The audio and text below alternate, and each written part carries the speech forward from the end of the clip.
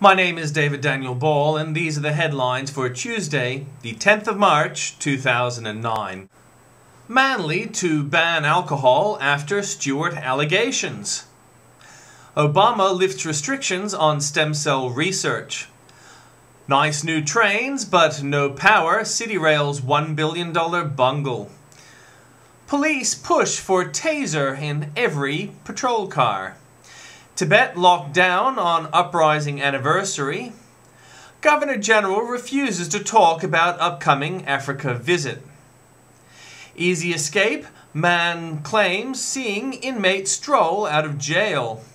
Rudd's shitstorm was fair dinkum. Monroe body language expert says Rudd is really that inarticulate and dumb. Canberra man forced to evict break and enter Roo in a headlock.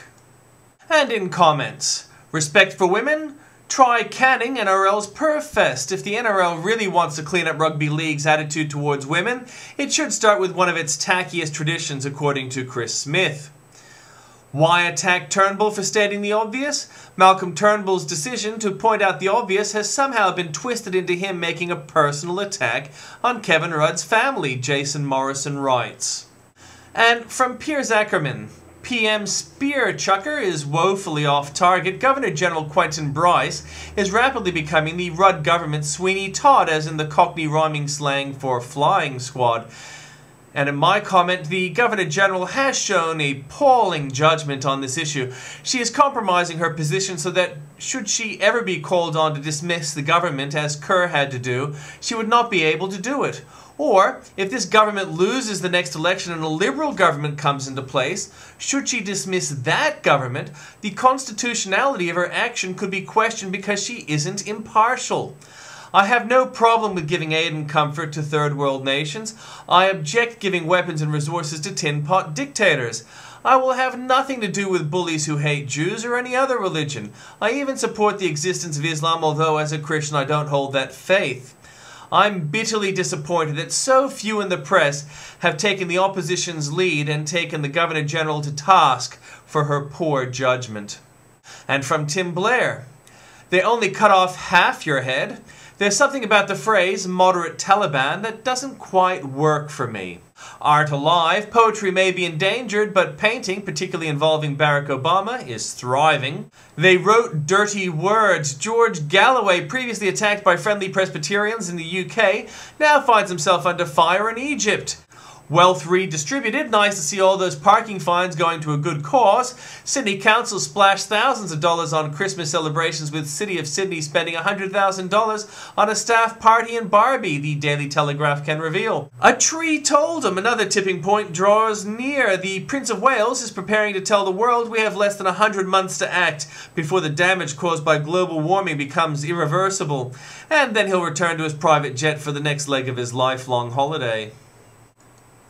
Boots filled. Philip Hughes, the Roebuck scored Australian opener the other night, became the youngest batsman in Test history to score 2 centuries in a match. And from Andrew Bolt, exporting our stimulus, a stimulus package for Thai resorts and Chinese clothes factories. Overseas holidays are at the top of the shopping list for many Victorians determined to splash their cash when the federal government hands out its $900 bonuses next month. Does your job really seem safer under Labour? Just when employers are already too scared to hire, the Rudd government's new industrial umpire will be handed considerably enhanced powers to rule on workplace grievances, after Julia Gillard proposed a late round of amendments meant to appease business and union complaints. It's now been more than a year since Kevin Rudd was elected. Where are all the horror stories since that prove bastard bosses need reining in with these laws? Titanic captain in charge, Charles Moore, is afraid the people who didn't predict the financial meltdown are in charge of fixing it with a kind of Ruddonomics he remembers only too well. How not to report on warming skeptics.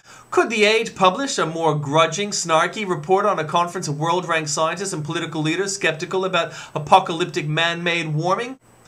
Obama would be sweeter if Britons were bombers. It is astonishing that Barack Obama could treat the Prime Minister of America's greatest ally with such contempt. From Mark Stein, British Prime Minister Gordon Brown thought long and hard about what gift to bring on his visit to the White House last week.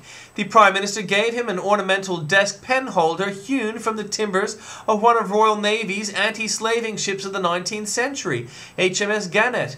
Even more appropriate, in 1909, the Gannet was renamed HMS President.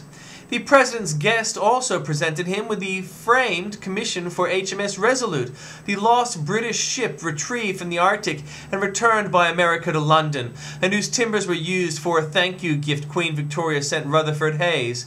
The handsome desk now sits in the Oval Office, and just to round things out, as a little stocking stuffer, Brown gave President Obama a first edition of Sir Martin Gilbert's 7-volume biography of Winston Churchill. In return, America's head of state gave the Prime Minister 25 DVDs of classic American movies, which is the kind of thing you could pick up a couple of $100 over the internet. The Telegraph continues the inventory of slights. British officials, meanwhile, admit that the White House and U.S. State Department staff were utterly bemused by complaints that the Prime Minister should have been granted full-blown press conference and a formal dinner, as has been customary. They concede that Obama aides seemed unfamiliar with the expectations that surround a major visit by a British Prime Minister. The real views of many in the Obama administration were laid bare by a State Department official involved in planning the Brown visit, who reacted with fury when questioned by the Sunday Telegraph about why the event was so low-key. The official dismissed any notion of the special relationship, saying, "There's nothing special about Britain. You are just the same as the other 190 countries in the world. You shouldn't expect special treatment." Mr. Obama rang Mr. Brown as he flew home, in what many suspected was an attempt to make amends. I guess Obama has different priorities, not pleasing allies, but enemies. Is that all there is? Not 2 months into his first real job of running stuff, Barack Obama is already tired, which his aides claim is the reason for the fiasco of the Gordon Brown visit. If he's this tired and bored already, how will he feel after the next 46 months of his term? Two legs good could have been ugly, having a bastard boss on the Comrade's plane. When the Pacific Branch Chief Sue Morford flew from Melbourne to Sydney yesterday, she found herself on the same flight as Deputy Prime Minister Julia Gillard and Industry Minister Kim Carr.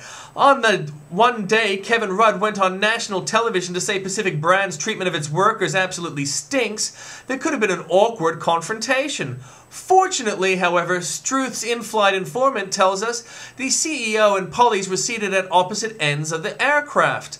Morford was at the back, while the workers' champions flew business class. 10 named. It's not true that no one saw this financial crash coming. The Times names 10 prophets who did, but it had to cheat.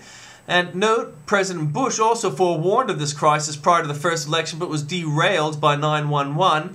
He isn't mentioned among the 10.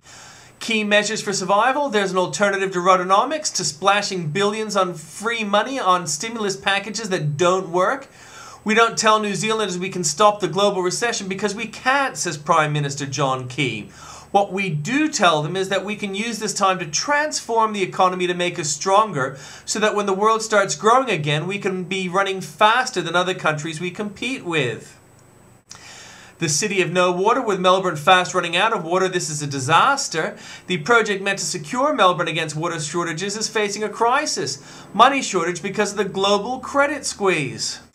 Sacrificing black children for a myth. As Andrew Bolt has warned for years, the stolen generations myth has bred such racism that we do not protect black children the way we would if they were white. And finally, even stolen generations believers are facing up to that tragedy. And Barack Chamberlain. Barack Obama is betting a lot on meekness being seen not as weakness. His latest moves: Barack Obama has embarked on a radical reversal of Washington's approach to the Middle East.